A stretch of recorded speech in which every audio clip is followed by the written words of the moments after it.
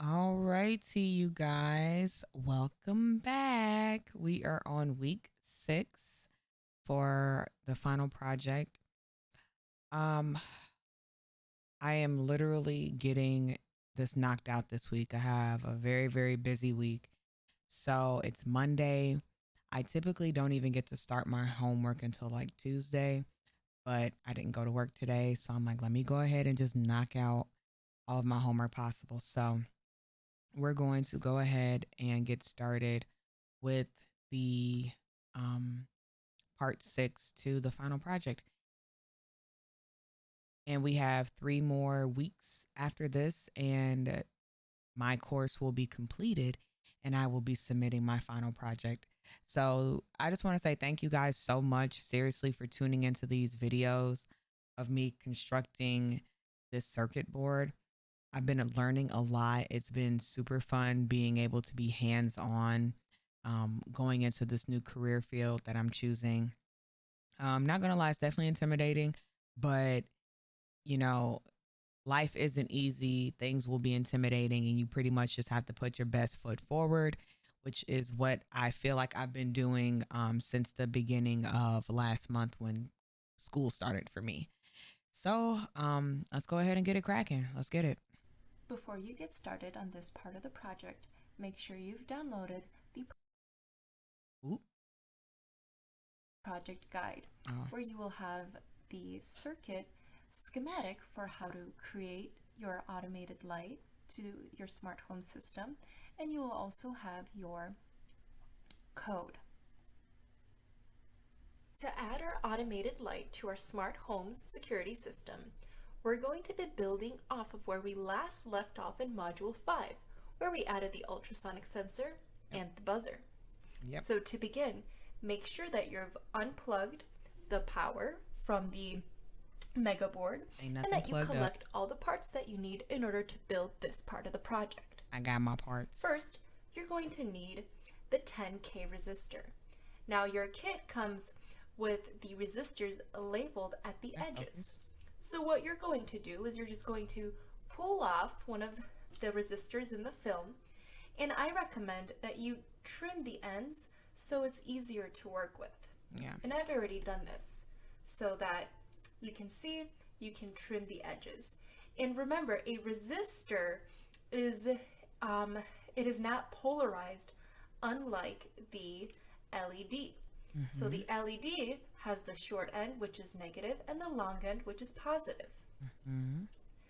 Now our light sensor is our photocell. It's also known as a light-dependent resistor or a photoresistor. And it also is like a resistor where it is not polarized. Okay, so the way that this light sensor works is that since it is like a resistor, the value will change depending on the intensity of the amount of light that it hits it on the top right here. So what we're going to do is we're going to put it in series with another resistor, and we're going to feed it a DC voltage, and this is going to create a voltage drop. Now the amount of voltage that appears across one of these resistors depends on the value of the resistor itself. So since the value of the light sensor will change according to the intensity of the light that it receives, the voltage will change accordingly. And the way that we're going to read this voltage is with an analog input. So the Mega Board 2560 has not only digital input pins, but it also has analog input pins. And what was going to happen here is the analog input is going to read the input voltage and convert it to a number. And this number is directly proportional to the intensity of light that it receives by the light sensor. So based on the readings that it's Grab some getting, it will wires just in case. control the condition at which the I automated think I light have will enough. turn on. So let's go ahead and build this part of our automated light. So first, let's put our LED. So this is what's going to be controlling our light here. So what I'm going to do is I'm going to take the short end and put it into the ground rail. Okay, so I'm going to add that right over here. So I'm going to put the short end into the ground rail and the long end into the breadboard. So you want to make sure it's in there nice and snug. Okay.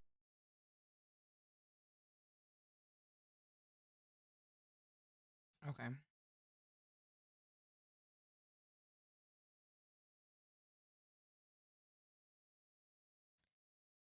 Okay.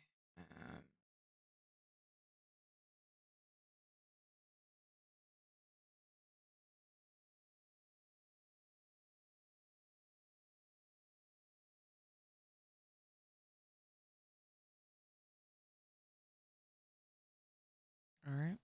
In. Okay, now I'm going to take one end of a wire and plug it into the same row that the long end of the blue LED is in.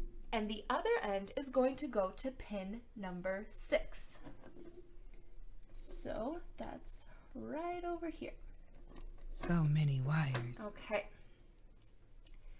So there's my blue LED light configured. Now we're going to add our photo cell and the 10K resistor to create our voltage drop. Now I'm going to take one end of my photo cell and plug it into the ground rail of my breadboard.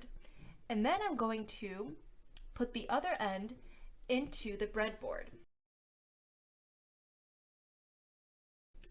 I'm going to want to leave one or two pins available in order to add my other end of the resistor and the wire that's going to be the analog reading point.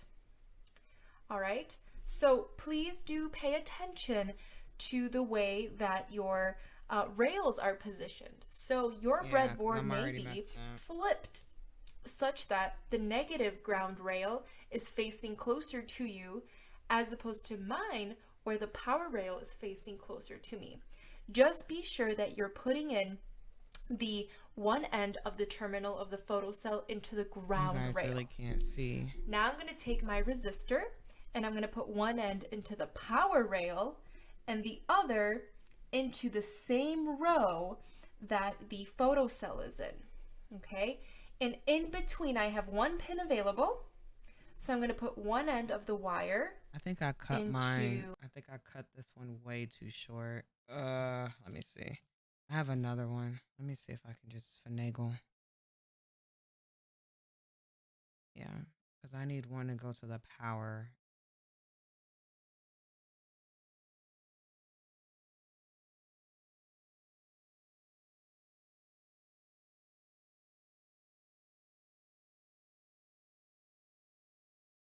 I honestly didn't need to cut it. That's the gotcha. That pin, You guys can and see the other end goes to A0. This is right here. A0. Wait a minute. And there you have it. Relax.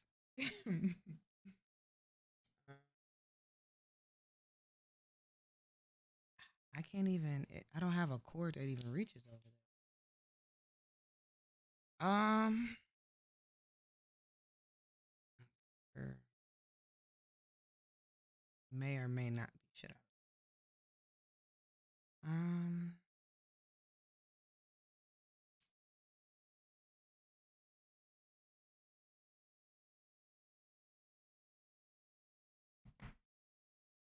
Gotta improvise.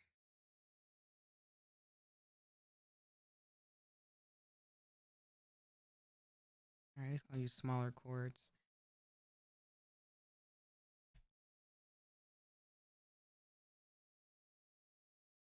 All right. This is the configuration for our automated light. Ta-da! Now we can go ahead Ta-da! and supply the power from our computer and upload the code. Now that we've built our smart home system, let's go ahead and test. So we're going to go into our part of the code, copy everything over. So a lot of scrolling to do here, but we're gonna copy that and open Arduino. Now I will paste the code. Ooh. Remember to change your name.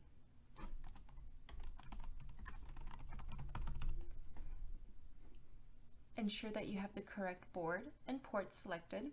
All right, slow down, mamacita. All right. All right, let's try not to mess up on the code like we did last week. Mm.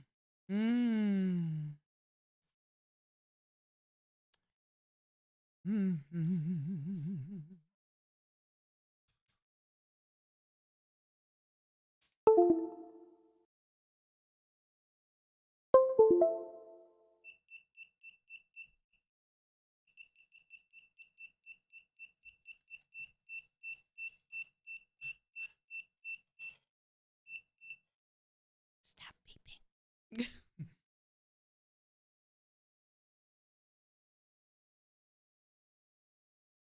Remember, your COM number may be different than mine. Now I will go ahead and upload. All right, upload Yodi.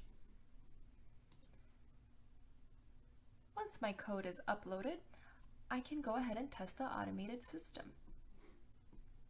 So you see my name comes up here. I will put my hand over the photo cell and I'll see that the light will turn on. You see the automated light is on.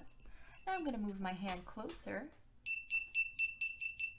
And when my hand is within the alert range, a message comes up that there's a possible intruder with the red LED shining and also the buzzer going off. Yep. All right. We actually did this one in a simply I ain't touching you. Relax. Okay.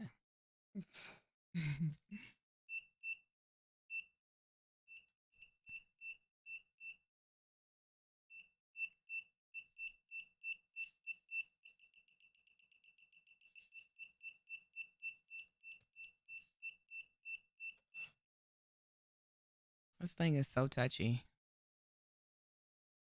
All right. So we are all done. That means I literally get to do nothing. I get to do absolutely nothing for pretty much like the remainder of the week. I get to chill. All right. I get to chill and do applications. I'm looking for a new job. So thank you guys so much for tuning in. We literally got done with this in less than 15 minutes flat. If you haven't already, go ahead and check out my previous videos for my circuit building. It's so touchy. Lord have mercy. Yeah, any comments, make sure y'all leave a thumbs up, share it if you'd like. If you have any questions, I'll definitely try to answer those because I know I have comments from previous videos that I need to go back and look at. But you guys are awesome sauce. Thank you so much for taking time out of your day to watch this new entry for the TechBaeLoading Diaries. 3 more weeks and then on to our next course. Thank you guys so much. Have a great rest of your week. Bye.